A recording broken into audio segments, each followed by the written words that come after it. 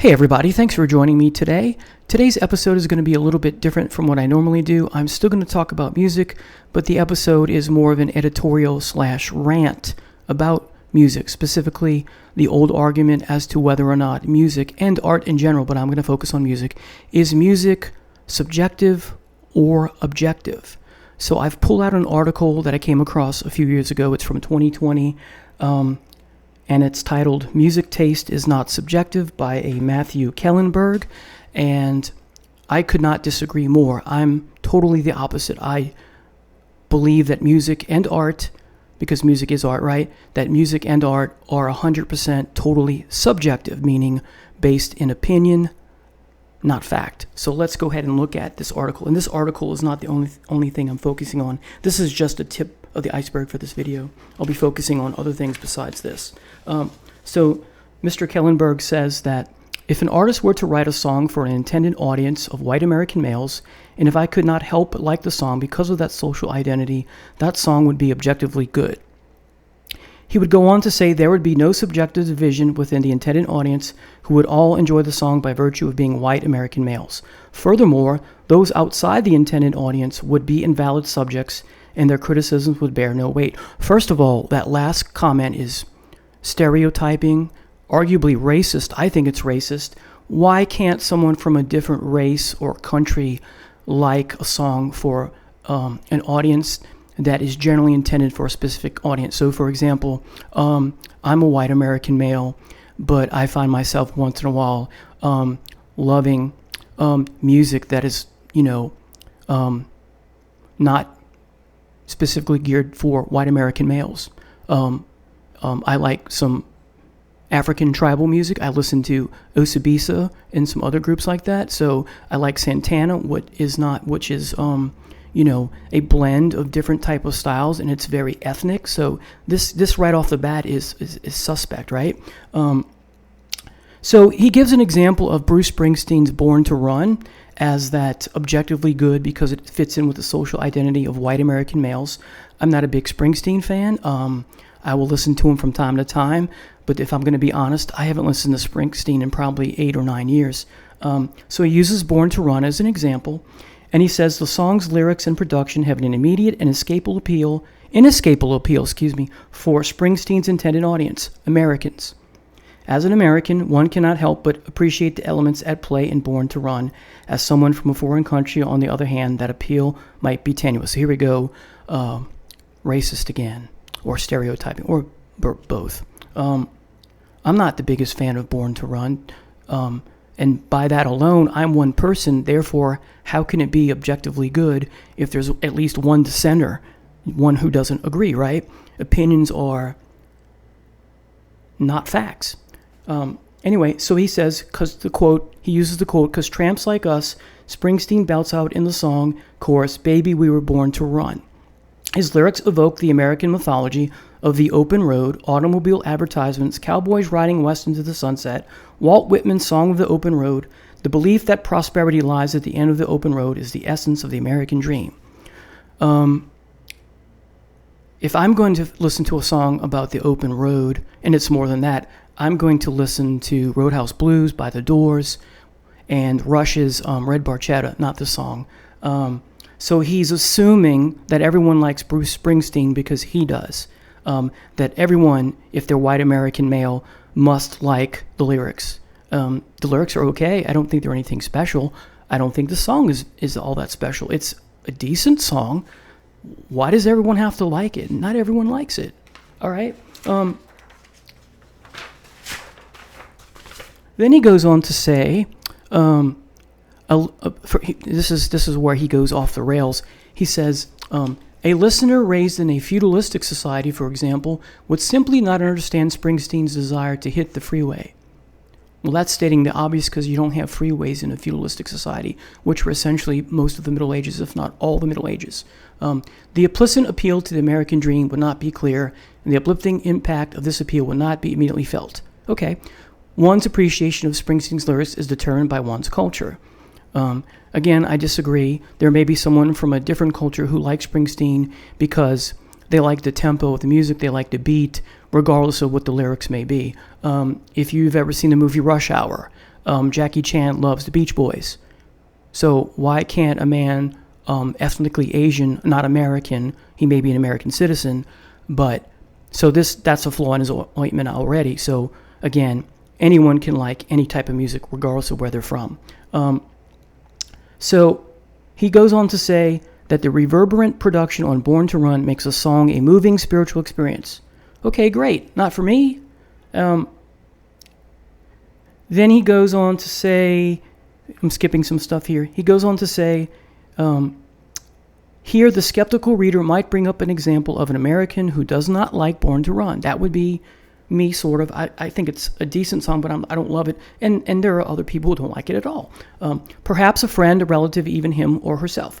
And it is true that not every American likes Born to Run. Okay, so he's admitted that. Yet this does not undermine the argument that a song can be objectively good. Those two statements contradict each other. The fact that people don't like the song shows you and proves that the song cannot be objectively good, because objectively means fact. And so because there are people who don't like it, it's not objective. It's subjective. Taste is subjective.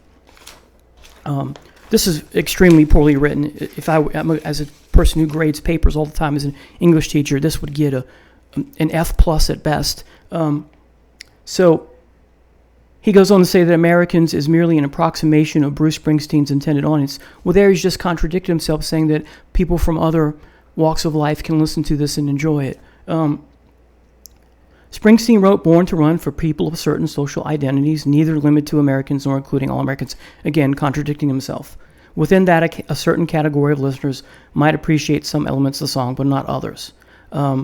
He goes on to say, second, even if Born to Run is not objectively good in its entirety, the song nevertheless does have objectively good elements. And then he goes on to say the lyrics of the chorus. Okay, they're good for you, not for me. So again, contradicting himself that, okay, maybe he says the whole song, the whole album is not objectively good, or the song is not objectively good, but it has parts that are objectively good. Again, there are going to be people who don't like the lyrics all that much. I don't like being called a tramp in whatever capacity that word means. It means a couple things, right? So right off the bat, I don't care for the lyrics all that much. Then he closes this with saying, simply put, some songs we cannot help but love or hate. Well, that's all of us. And because a single intended audience could instinctively love one song and hate another, one can further conclude some songs are better than others. Well, he's just argued right then and there that music is subjective. So this is poorly written. And again, I'm done with this article. That's just wanted to give you a taste of the fallacy of arguing that music is music can be objectively good, that it's somehow based in fact that something is good. All right, like movies or art, that's just a fallacy, which I'll talk more about later. Now, moving on to another example, I remember about a year ago, maybe a little longer, watching a YouTuber who focuses their channel on video games. And I was interested in picking up this video game called Control, where this woman has telekinesis. And in the video, he's showing clips of her in the air, and she's controlling and moving things with her mind, like, Jean Grey of the X-Men, right? And his quote, word for word, quality is not dictated by emotions. And I gasped and did this emoji, right? Well, when it comes to art, I believe quality is dictated by emotion. So I'm gonna talk about that now. First of all, define quality. Quality is subjective. So, for example, if I'm looking at a painting and someone else is looking at a painting, I might love the painting, but the person next to me might hate it, can't stand it. So the quality of the painting may speak to me, but not to the person sitting next to me in the museum. So, of course, your love of art, poetry is going to be dictated in some way by your emotions. If you take food, for example, quality is definitely based upon your response to what you literally put in your mouth. Taste, right? It's an involuntary emotional response that tasting creates or produces. Same thing with art. Okay? Now, with video games and all forms of art, including music, quality is subjective based upon how a person reacts, including their emotions, to what they're listening to what the art they're looking at, the poetry that they're reading or hearing. So this is art in general, but again, most of what I'm saying today is focusing on music, but I'm going to use painting as I just did and that sort of thing, just to further prove my point here. So essentially, quality for one person may be garbage to another. There's the old quote, I think it's from Milton from Paradise Lost: one person's heaven is another person's hell, and vice versa. Now, if you're talking about craftsmanship, now that maybe might be considered objective, but I don't think totally. So if we're talking about a house, a bed, a mattress, maybe it might be considered objective. But even then, I'm not sure, because I could buy a mattress and love it, but someone else could buy a mattress and hate it. They may say, well, it's crafted well, but I'm not comfortable sleeping on it. Or they may think it's not crafted well. So again, this is and how you sleep. It's sense of touch. How does that make you feel? So again, subjective, not based in fact.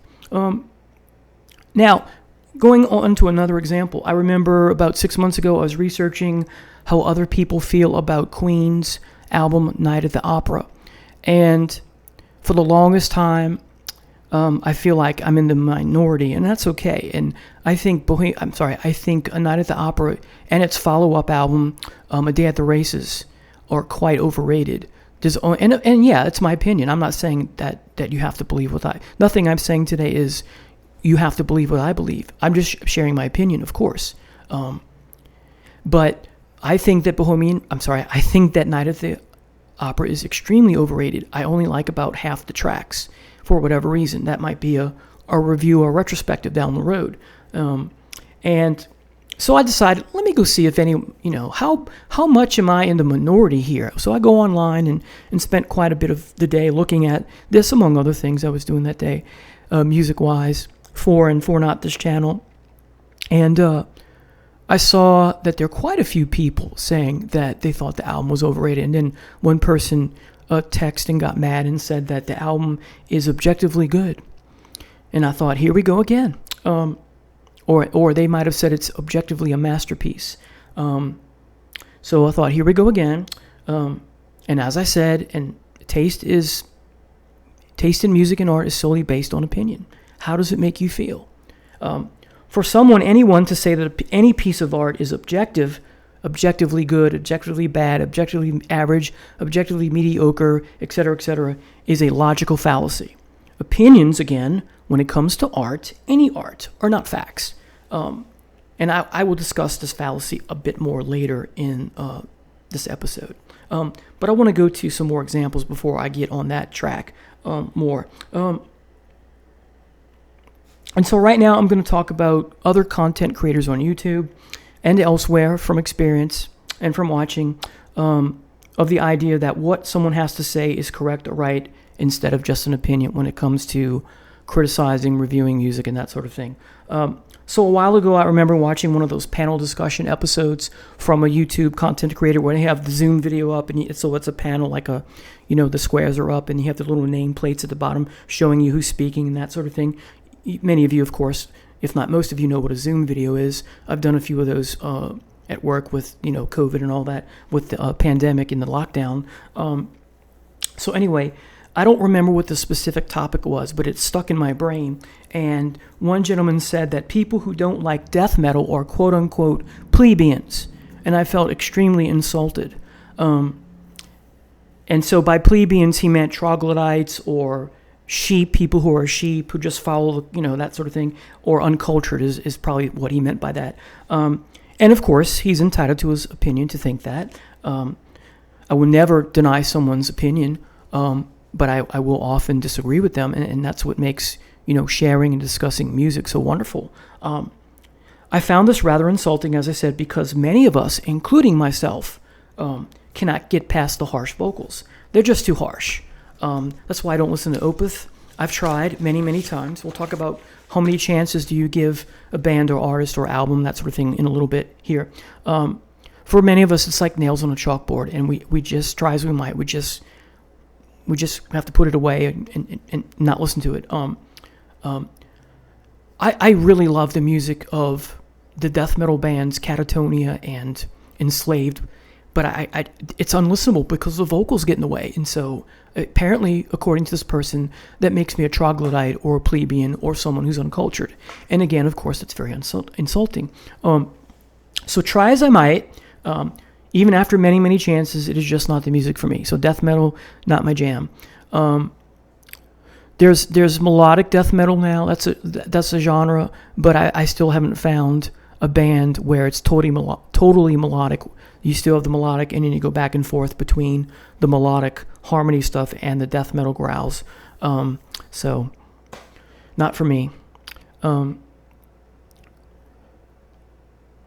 So this gentleman who called us plebeians who don't like death metal, he has his opinion, but we have our opinions too, right? And that's a good thing. But it begs the question. Here's the question. Why must I like what you like? Is it so bad that I don't like some of the things that you like? Just putting that out there. Now, there was another person on YouTube. This was just this person by themselves. There was no Zoom, no panel. And he was reviewing a specific album for a specific band, a heavy metal band. And during the episode, they said that if you did not like the album or the band, and I'm going to say it in the manner in which he said it, then you're not a true fan. You're not a true fan. Something like that. Well, I don't like the album that he or she was talking about. I don't like anything in the discography that he or she was talking about. Try as I might.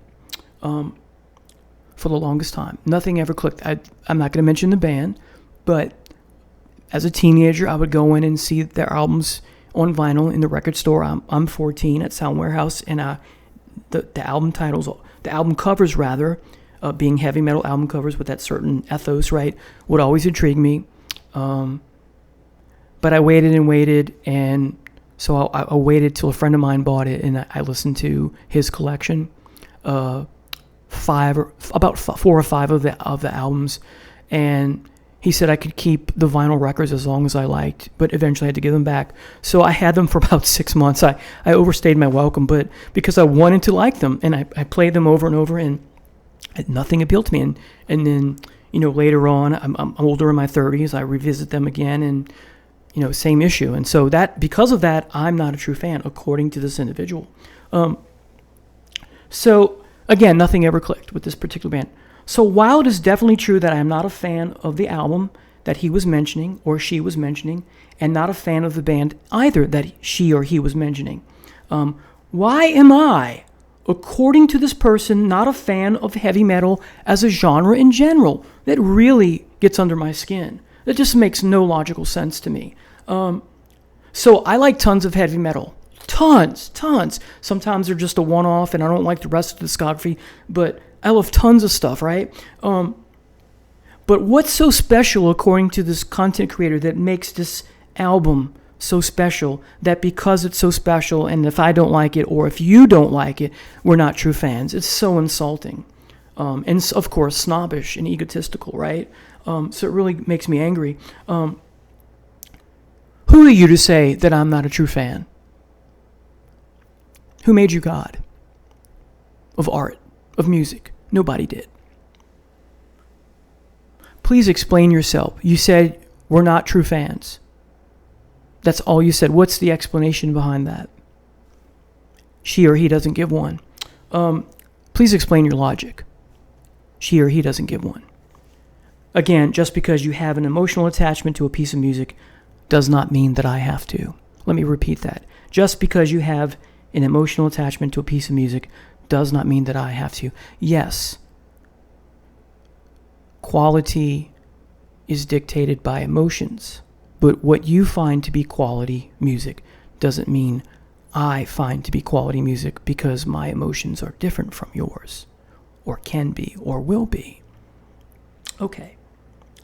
So, in essence, this person, emotions, dictates that this is a quality band and album. Great. I respect your opinion. You like it. And I'm kind of jealous that I don't like it. I tried. But my emotions, as I said, dictate that this is neither an album I like nor a band that I like. For whatever reason, this is my opinion. So while emotions, as I said, I'm going to repeat this because it's so important. So while emotions can and do dictate emotions, so while quality can and do dictate emotions, the consequential emotions are different for different people. Okay, I'm going to repeat that again. So, because I screwed up. So while quality can and does dictate emotions, the consequential emotions are different from person to person. All right. So people like this, you're not a true fan. The plebeian person who commented about death metal come across as condescending, snobbish, that their opinion somehow registers as a fact because of the tone in which they state their opinion. In other words, both of these people that I'm using as examples come across that only their opinions matter and are somehow, therefore, the only right opinions. Now, the following example I'm about to give is even more worrisome than the ones I've already mentioned. Now, this is another panel episode on YouTube from a specific content creator. One of the persons in the panel says that if you do not give a new artist or a new album or both a chance, then you are closed-minded. I totally agree with that. I totally agree with that. Absolutely 100%. How can you judge a band or an album's worth if you don't give it a listen or really multiple listens, chances? Totally right here. So I agree with that. However, this begs the question. Define chances. How many? How many do you give? I believe that the best music is the music we take to immediately on first listen. My example for that is Boston's first album, The Debut. I love it from start to finish, never gets old. However, some of my favorite music I've had to listen to 2 or 3 times, sometimes more, before anything clicked. The example of this for me is the Rolling Stones' Exile on Main Street. Now, despite the fact that I'm quite fond of the latter, the Rolling Stones' Exile on Main Street, guess which one I gravitate to more often? It's the Boston one. It's in my DNA. So is the Rolling Stones, but I had to work for it. And for whatever reason, I prefer the Boston one. It speaks to me and resonates with me more. The Rolling Stones album, Exile on Main Street, I love, but I love the Boston album more. Both resonate with me, but the Boston one resonates with me even more. So just want to throw that out there. Now, so when someone says give a band or an album a chance, I'm on board, totally on board. Been that way since I was a young man. However, at what point do you stop giving a band a chance? That's a great question, right? Well, my answer to that is you don't. I always talk about, not necessarily on this channel, maybe a couple times I've had people talk about, myself included, about how the band jumped the shark, or this is their shark sandwich album, right? To quote, the movie Spinal Tap, it's something else sandwich, right? So we jump off the train, so to speak. Well, we don't really jump off the train. At least I don't. Because that would mean never giving this band a chance ever again. What it is we jump off the train because we don't like this particular album, but we go back to the station and hop aboard for the next ride, which is the next album, right? So that's a better metaphor. So you always give a new band a chance. You always give bands you already know and love a chance. So regardless of whether new, old, in between, my belief is you always give a band a chance. You always give, what I'm trying to say is you always give a new release a chance, whether it's a band you've loved for decades or years or a new band. However, at what point do you give an album a chance? There's got to be a stopping point, right? Do you give it 3 listens? Do you give it 4? Do you give it 5? Do you give it 6? For me, it's around 3 or 4 tries. Rarely does 5 or 6 listens do the trick. Very rarely. So I stop after 6 tries. And if something still doesn't click or resonate with me, I'm done. But having said that, I do one thing else. I put it back on the shelf where it goes alphabetically, of course, because I'm a OCD person, and it collects dust. But then I'll get a thought, a year later, and I said, let me re-listen to that.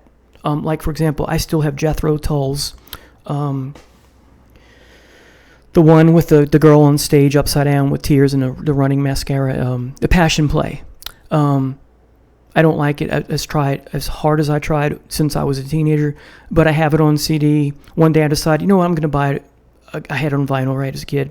So let me buy it again. So I bought it. It's collecting dust in the bedroom on a different shelf. I got one behind me, one in the bedroom, and one in the closet for all my CDs, and then some David Bowie stuff down here, and my Rush over there under the entertainment center. But anyway, I digress. So it's there, and I listened to it over the summer.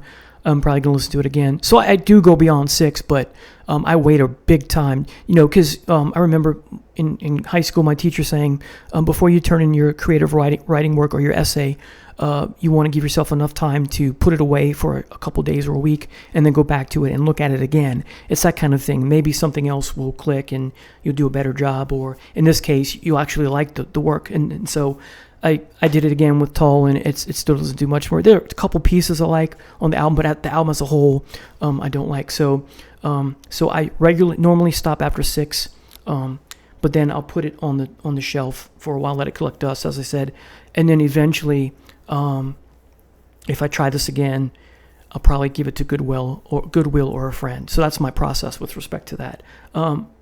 So in most cases, after 6, nothing ever clicks, but at least I try.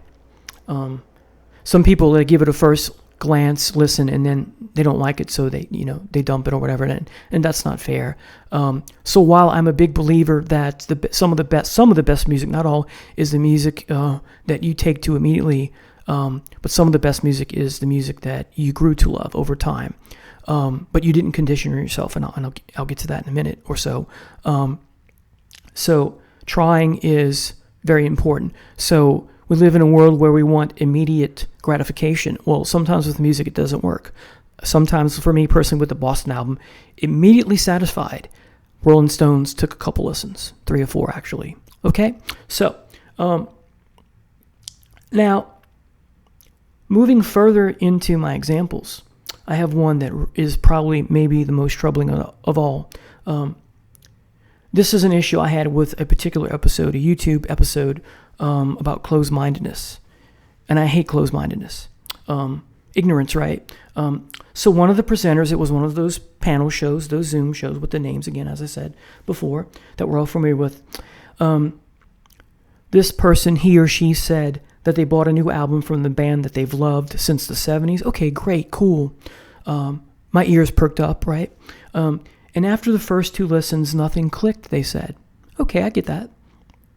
So then they say they could not rest because they paid good money for the album and they wanted to like it, so after more repeated listens, they grew to love it. Well, they may well have, but I'm very skeptical. In this case, I believe the person conditioned themselves to like the album, and we're all guilty of that. So similarly, this is like when someone says that something is an acquired taste. You've conditioned yourself to like it. It's forced consumption. Let's talk about Guinness as an example, the beer. For me personally, I love Guinness. But you know why? It's because I forced myself to like it. As a teenager, I wanted to fit in because my friends started drinking it. And some of my friends were like, oh, that's burnt beer. You're an idiot. And I said, well, hold on, let me try it. And I didn't like it. And I said, yeah, that does taste like burnt beer. It's not burnt beer. It's a stout. It's a specific type. You have to have a palate that enjoys a bitterness. Like there's this new coffee shop that opened up down the street, and I love it. They have an iced coffee called a Cubano. It's really strong. It's something you would drink in the morning, not in the afternoon, unless you don't want to go to sleep. And I took to it immediately, despite the fact that it's bitter. But lots of things are, we condition ourselves all the time, unfortunately. But I don't think music should be one of them. Anyway, so the next part of this specific episode, this, again, panel show about closed-mindedness, is what really bothered me the most. The topic that came up was, regarding the back half or third or quarter of a band's or artist's discography. They all suggested that even if you give these bands, artists, many, many chances and still don't take a shine to them, they still don't resonate with you as try as you might, then you are not, here we go again, a true fan. Again, this is insulting and a logical fallacy. It is unfair to say someone who keeps an open mind is not a true fan. First of all, got a few bullet points here. It's normal to not like everything a band or artist releases that becomes a part of their discography. Many people, dare I say most people, are not going to like everything, especially if the band artist in question has a huge discography and has been around for decades. Here's some examples for me personally where I don't like the back half, third, or quarter of their discography. Uriah Heep. For the most part, there may be one or two in the back half that I like, but overall, I don't like most of it, is what I mean. So, sorry for that correction. Uriah Heep, Deep Purple, Heart, Iron Maiden, and Elton John. I am a big fan of these artists, and yet, according to these people on the panel, I'm not a fan at all. It's ridiculous. Anyway, so for these bands, and with the case of Sir Elton John, I'm a huge fan, as I said, yet there is much in these respective discographies that I just do not care for, as I said. Again, I think this is normal. What I think is rare is to like everything an artist puts out, or a band. I think that's very rare. From a statistical point, due to so many variables, which I'm about to talk about in a minute, which I will discuss, as I said, from a statistical point, it's unlikely that fans will like everything. Why so unlikely that a fan will like everything? Well, here's where we go. Here are my bullet points for that. 1, all artists, bands stumble. They're human. Nothing's going to be perfect. It's the truly great artists and bands who recover in some way, even if it's brief for a short time. Examples: Rush when they did Snakes and Arrows and Clockwork Angels. David Bowie after his Tonight, Never Let Me Down, and Black Tie White Noise. Boy, did he come back in a big way and have some wonderful albums from then on, up to and including his death. And then Anthrax. I'm not a big fan of the Bush era of Anthrax, although I do like some of it. But I think Anthrax's album, Worship Music, is a comeback album, maybe one of the best of all time. And it's a shame because I did a video not too long ago on my favorite comeback albums, and I forgot to include this one. This is one of my favorite comeback albums of all time. So maybe I'll do a retrospective on that instead. So Anthrax fans, look forward to that. So number 1, all artist bands stumble. They're human. Number 2 is entropy. And entropy in chemistry and physics and science in general is defined as the fact that all systems break down. So your car will eventually break down. Your body will eventually break down, lead to death. Your house will have to have things replaced. Entropy, right? So all systems break down. Political systems break down. Countries break down. Roman Empire, that sort of thing. So entropy, all systems break down. So it's normal, it's natural. 3, tied to entropy, is age. I just bought and I'll talk about this later in a different video, and I just started listening to it. I just bought today, in fact, I listened to it in the car, the first 4 or 5 songs. The Purple album, remastered, the gold edition, from Whitesnake, and I like what I'm hearing so far, but so far I don't love it. Well, there's 2 songs I love so far, but the opening 2 songs, Burn and You Fool No One, I think they are, Coverdale's voice is not what it used to be. So that's an example of that. So that's an example of that. I remember going to see Rush, and then the live album that came out, Snakes and Arrows tour, and then the live album Snakes and Arrows Live that came out with it. And a friend of mine, dear friend of mine, to this day, got upset with me because I mentioned, and I thought it was a fair criticism, and I still believe, I mentioned that, I'm glad I went. I had a good time. The songs were great, but the one caveat is Geddy's voice isn't what it used to be, and he got so angry. He said, I think it's just fine, and I thought he was in a state of denial, and that's something I'm going to talk about in this video as well. So age, something we're all subject to, right? Number 4 is inspiration fades, and so I'm going to talk about the poet Shelley for a minute, my favorite poet of all time. Him and Shakespeare are my 2 favorite. I'm a big fan of the British romantics, including Shelley's wife Mary, Frankenstein, and all that. But Shelley, in A Defense of Poetry, and I'm going to tie this to music in a minute, once said that just when you sit down to write, inspiration is already on the wane, on the decline. And he's so true about that, because I've experienced that. And we all do, if we're artists. And I'm not a published artist, but I write poetry and essays and that sort of thing. And so you have to take advantage of the window of opportunity when inspiration or the muse is, got the window open, so to speak, inviting you in, calling you in, right? Hey, over here, write this. So if inspiration fades the second, so he's saying what you end up producing, Shelley, it pales in comparison as to what you intended in your brain, in your mind. And that's very similar to some of the things that philosopher Plato talked about in the parable of the cave story, right? But I'm not here to discuss philosophy or poetry, but I just wanted to connect the dots, so to speak, in general terms with respect to how this is part of the human condition, what it means to be human when it comes to art, and in this case, music. So if inspiration fades quickly, then what does it say about you as an artist over a period of time, right? So connect the dots there, right? Number 5, which ties to everything I've said so far, 1, 2, 3, and 4, all bands and artists stumble, entropy age, inspiration fades. Number 5, lack of creativity, tied to number 4 and everything else above it. Writer's block, essentially. Think of Richard Wright of Pink Floyd, how when Roger Waters was looking to record a new album, and not just Wright, but Nick Mason and Gilmour were struggling with writer's block, and so he offered them, pushed across the table, as it were, not necessarily literally, his 2 options, the wall and the pros and cons of hitchhiking, and they, thank goodness, went with the wall. And that's just one taste of that. Touring, constant touring could be why bands stumble, and I'll give you an example of Motorhead's album Snake Bite Love. This is one of the least albums I like, and Lemmy himself in an interview admits that this album was rushed because they were touring. And while I'm not a Shania Twain fan, musically at least, that was a joke, because she's very good looking, right? But I'm not a Shania Twain fan, but she did say that's the reason why she takes breaks between tours, so that when she does put out an album, the hopes will be that the quality will be as good as the previous ones, and it doesn't seem rushed. So there you have it, touring. Number 7, constant changing and or revolving lineups.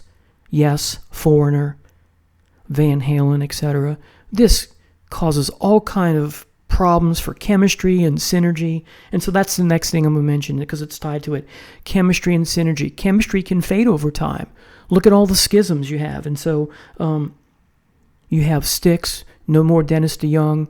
And it doesn't have to be a schism.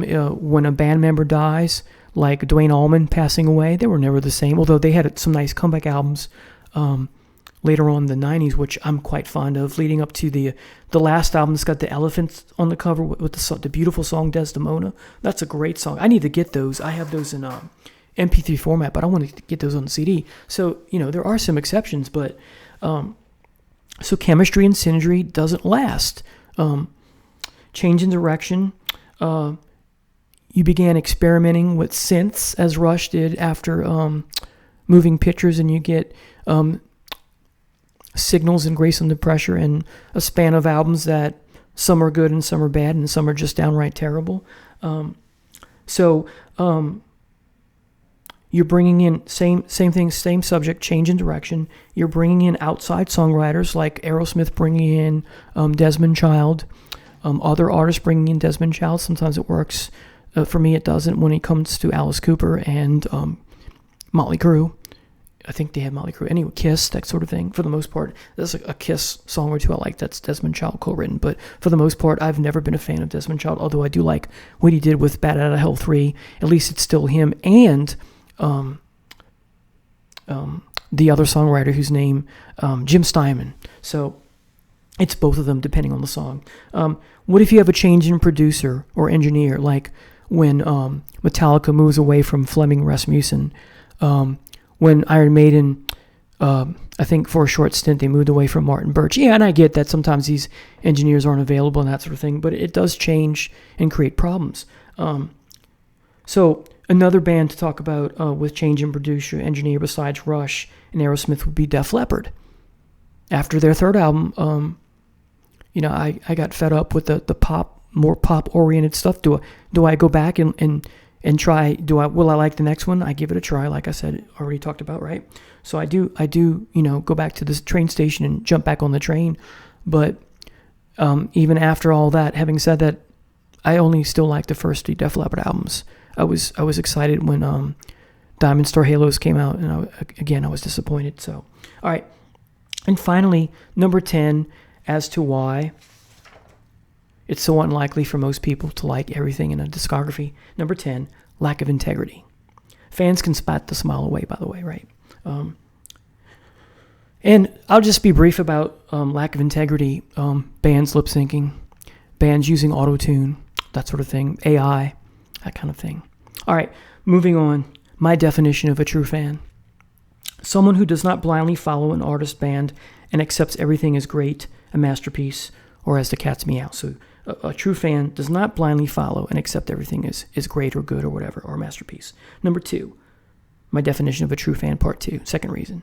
Someone who is not afraid to point out flaws or things they do not like going on with the bands they love. The idea is to speak up in the hopes of improving the next record. Examples, great examples. Rupert Hine of Rush.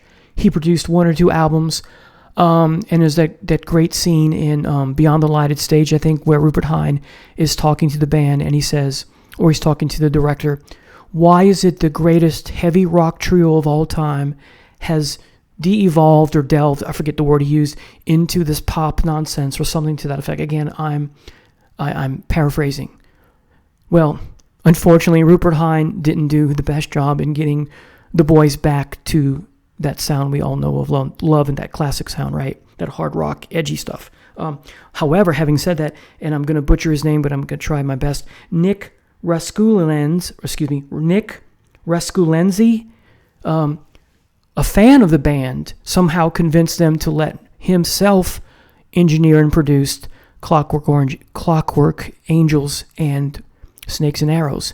And this is a great example of how someone who's not afraid to point out the flaws and does a great job in getting Rush back or close to the band they used to be.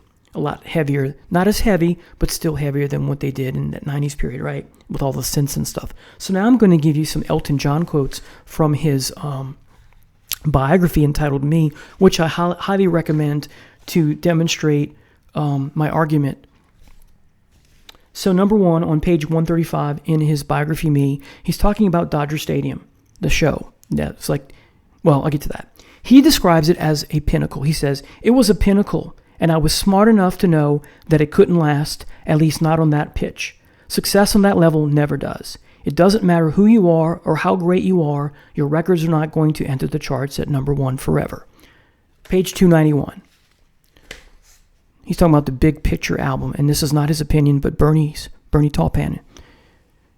Elton says he was quite fond of the record, but Bernie, after revisiting it, said, being honest, he found the album clinical, boring, middle of the road, and then he curses the S word. It was the worst album we'd ever made, according to Bernie. All right, so now, here's a quote from Elton John, which is the opposite of what he just said, but the two things coexist together because they're both right. So he says, if you end up convincing yourself that everything in the past was better than it is now, you might as well give up music and retire. Okay, I totally agree with that. But there are bands who keep going, and for many of us who don't like for some of us who don't like the back half or back quarter or back third or whatever of the discography, we just don't like it. We appreciate the effort, though. We're glad you're not quitting. We're glad you're sticking around. However, that's not a guarantee that we're going to like it. So Elton's right in both ways. He's mentioning both sides of the spectrum, that this level of success is not going to last forever. But having said that, we're not going to quit. We're not going to retire. We're still going to try to do our best. Okay? He's so right. But having said that, not everyone's going to like it. Look at Bernie. He didn't like something later in the discography. So there you have it. Now, again, Elton John is absolutely right. But it's my opinion that it is rare to have work decades later as great or better than an artist's earlier and best regarded run in their discography. Okay, it is rare, but there are great examples. I just mentioned Rush's last 2 studio albums. David Bowie is a phenomenal example. I mentioned him earlier, right after those 3 80s, maybe one was the 90s, After Tonight, Never Let Me Down, and Black Tie, White Noise. Boy, did he go on a tear and produce a bunch. So Elton John's absolutely right, but again, it's very rare that you're going to be that successful that late in your career. The odds are just stacked against you because of all the things I mentioned, age, entropy, you name it. Okay. So, I myself may not be a fan of a specific artist's or band's lineup, or a certain era or run of their catalog. But why do I have to like everything to be a true fan? Why do I have to like everything to be a true fan? I don't. Okay? This is the fallacy of the all or nothing mindset. You must like everything or you're not a true fan. Well, that's ridiculous. Does anyone like everything they like about a loved one or members of their family? No. They may not like this thing that they do or this personality trait, but they still love them anyway. So that's like saying, I don't love a family member because I don't love everything about them. That's ridiculous. This is a logical fallacy. All right.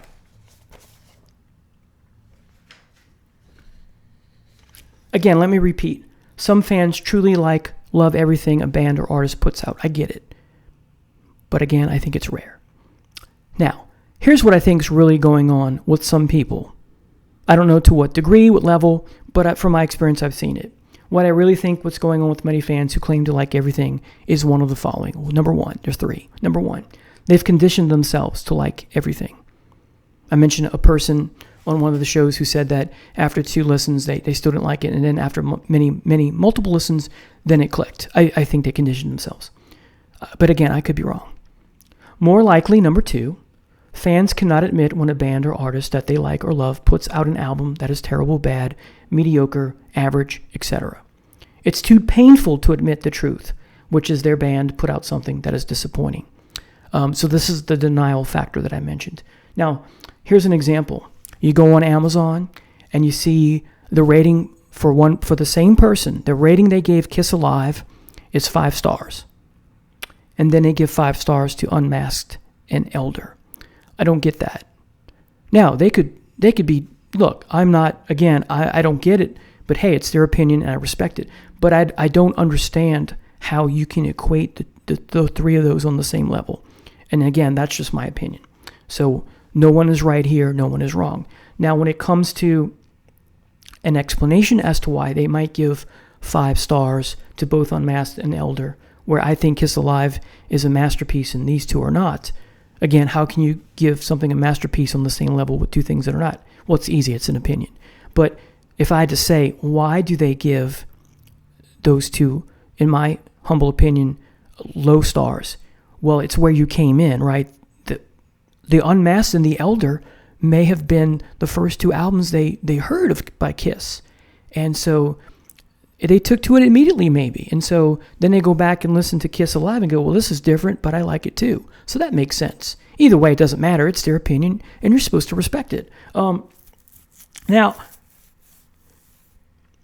here's the third option.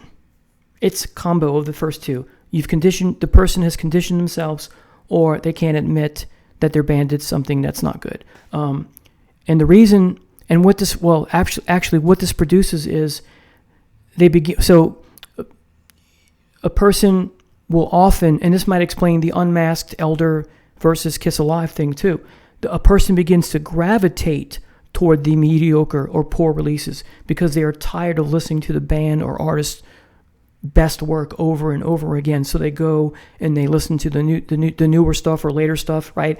And they condition themselves to like it. They force themselves to like it. So combination of 1 and 2. Now, this denial is a defense mechanism, if we're talking strictly about denial. It's what I call brand name bias or banned as brand. Let me repeat that. Brand name bias or banned as brand. In other words, to see a band as brand means to, as I said before, blindly accept everything as wonderful because they are your brand, aka your band. You know, people say, that's my band, right? Just like a person's blind devotion to Chevy over Ford. So again, they think everything is wonderful because they are your brand, your band. Just like a person's blind devotion to Chevy over Ford, Ford over Chevy, Sony over Samsung, etc. In other words, they can do no wrong in your eyes because you're biased. I also call this the Picasso effect. And so what I mean by that is my art history teacher in college said that Picasso, in the later stages of his life, would just paint anything and put his name to it, and people would buy it up in droves. Why? Because of his name only. So we might purchase that new fill-in-the-blank album by this band or this artist because we make an instant connection between the name of the band or the name of the artist and success and good. But that's a fallacy. Just because something is made by a brand you like doesn't mean it's any good. Okay? All right. Now, essentially what the Picasso effect means is that the artist in question, instead of making a solid piece of art, has to hang their hat onto an attachment to their former greatness in some fashion. They're resting on their laurels, in other words. And so Picasso, resting on his laurels, he doesn't have the time, energy, effort, doesn't care, whatever the reason. So he just does anything, puts his name on it because he knows it's going to sell or people are going to buy it, that sort of thing. And then the rest is history, right? So example bands of resting on their laurels, an example bands who haven't put out a studio album in so long, but they keep putting out live stuff. Like when's the last time King Crimson put out a studio album? It's been a while. It's been too long, 90s, right? And having said that, there are bands who do put new studio album stuff, and you listen to it and you go, they're not hungry anymore. Or that's your opinion, right? Some people, of course, are going to disagree with you. In my example of this would be Metallica's new album. The only thing I like on it is the long instrumental track at the end, Inamorata. Actually, it's now I can't remember if it's instrumental or not, but I like it. It's been a while since I listened to it. But I think Metallica's been resting on their laurels ever since the Black Album came out. But this is just my opinion. Now, what does the Picasso effect with respect to the artist say about the fans? Well, what this means for the fan of this particular artist or these types of artists is that instead of making a solid judgment or unbiased assessment or judgment on a work of art, i.e. criticism, the fan has to hang their hat on an attachment to an artist's former greatness by equating an inferior work of art to one that is superior. Again, Kiss Alive and En Masse, or Kiss Alive and fill in the blank for whatever particular Kiss album you may not like. So therefore, it's no surprise, since the fan is going along with what the artist has done, it can be a vicious circle that does not end. Hanging your hat onto former greatness, whether you're the artist or fan itself. All right, now, here's the kicker. The often result is that people get angry and mad. How dare you, right? Think of Stewie from Family Guy. They get angry and mad, or worse, when you don't like what they like in art. Music in this case, right? The same person who called plebeians to people because they don't like death metal grew incensed one time on a different episode of that panel show, a YouTuber, right? Because he could not understand why so many people, including myself, dislike the back half of a certain band's discography. You could have seen the rage in his eyes and in his tone. Man, get over yourself, dude. Okay? You're not the boss of what's right and what's wrong. There is no right and wrong. It's an opinion. Get over yourself. Why do we have to like what you like? This makes no sense whatsoever. So anyway, this anger is also a logical fallacy called appeal to emotion. This is where someone substitutes an emotional response, in this case anger, as I said, instead of or in place of a valid or logical argument. Okay? This often results in name calling, i.e., you're not a true fan, you don't know what you're talking about, you're an idiot, etc. And there are worse things that people have said to me and to others, right? Excuse me.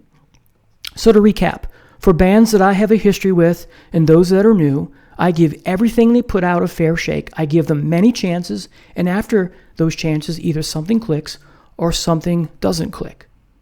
In the case if it does not click, nothing resonates with me whatsoever, the album stays in my collection gathering dust, to which I occasionally return to a year or so later.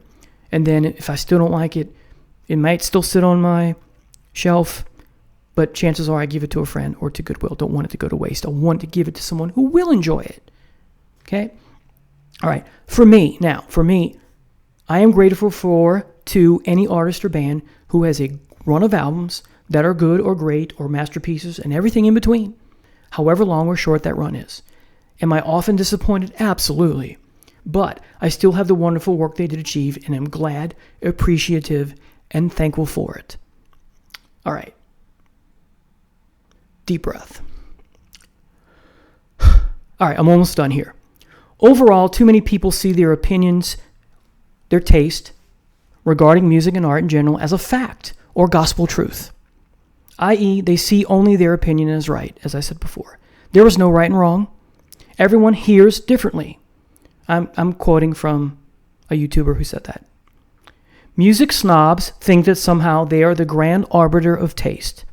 No one is. No one is the grand arbiter of taste. No one's opinion is the definitive opinion. An opinion is just that, an opinion. Nothing more, nothing less.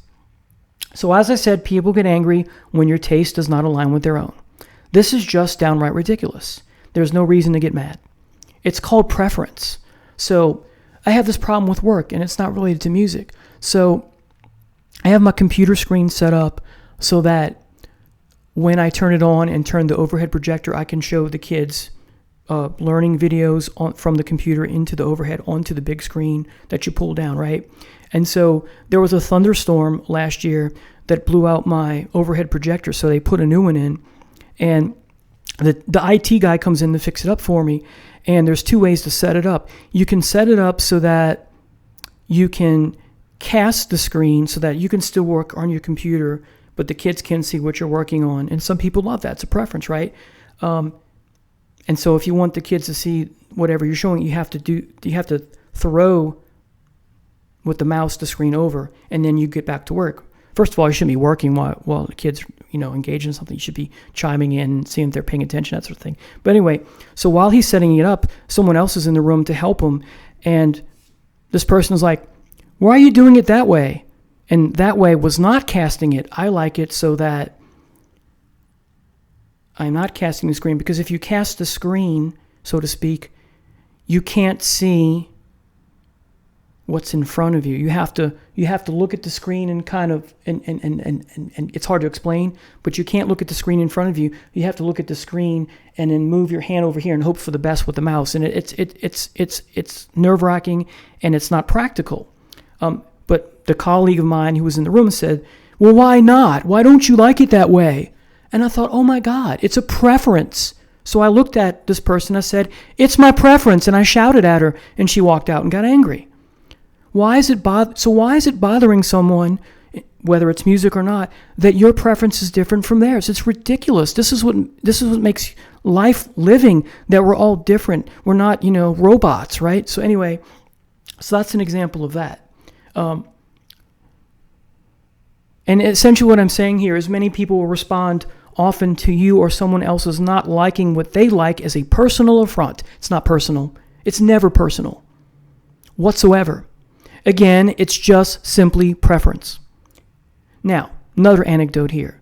It's about contact lenses. I stopped wearing contact lenses years and years ago. And I responded to a friend of mine that, for me personally, that was vanity. And they got so upset. "So you're saying I'm vain?"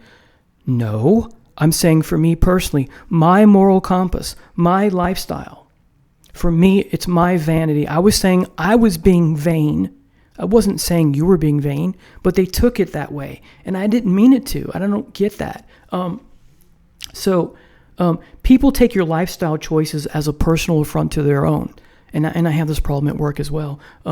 Why does what I have to say about my life, why does my beliefs about my life have to apply to yours? They don't. Again, it's called preference. It's called moral compass. Okay? As long as you're not doing anything untoward, you like what you like. Your preferences are your preferences. So my preference is to not wear glasses anymore. To not wear contacts anymore. To wear my glasses because I was the one being vain and cocky and arrogant. I didn't say you were. If you like them and you're great, that's fine. But nowhere was I implying that you were. Sorry for the miscommunication. I was just talking about my personal dilemma, not yours. Okay, I don't think people who wear contacts are vain, but I thought they made me vain. So that's why I got rid of them. So that's what I'm trying to get people to understand outside of, the music community, so to speak. And sometimes it just doesn't work. Anyway, so let's talk about angry again, being angry. There is a right time to be angry because I've had to deal with this.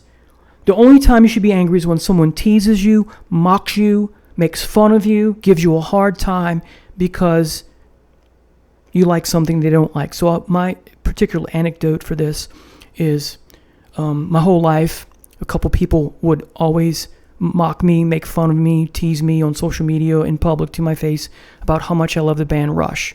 I remember posting, I'm not on Facebook anymore, I remember posting when Geddy Lee and Alex Lifeson got into, the Walk of Fame. They got their star, and Neil, right, got their star. Neil didn't show up, of course, because he doesn't like those public displays of, pats on the back, right? So there's a picture of Geddy and Lee, holding up their star, and one of my Facebook friends, a friend, said, I just threw up in my mouth a minute. And this person, my whole life since I've known them for 30-something years, always has to, bug me about how much I love Rush. I never bug him about the bands that he likes that I don't like. And in one instance, I mentioned a band that he likes, how I didn't like them, and he went off on me. Are you trying to mess with me? Are you trying to get into my head because you know how much I love this album? No, I was just saying I don't like them. And so he's being a hypocrite because I mentioned once, I wasn't mocking, not making fun, not teasing him, not giving him a hard time, just simply in passing, hey, I don't like this. Could you play something else? All right. So from the person who's constantly, always giving me a hard time. So when you should be angry, yes, when someone mocks, makes fun of the music that you listen to and like. So finally, if I do a ranking of a discography or part of a discography or other video and there is something I do not like, it is because I've given it many, many chances. In addition, nothing I say will I ever proclaim to be anything more than an opinion, whether it is something I like, dislike, or something in between. If I say something unfavorable about something you love and others that you love, well, I am not jealous. I'm sorry. Let me start again. If I say something unfavorable about something you love or something friends of yours love or friends and family that you love, so sorry for the tongue twister here, but if I say something unfavorably about something you love or that your friends or family love, well, I am jealous. I am definitely jealous because I wish that I did love it too. I just don't. If your response to my disliking something is an angry or dismissive, well, that's your opinion. Well, of course it's an opinion. I never said it was anything else. Anyway, thanks for watching. Have a great day. Take care now.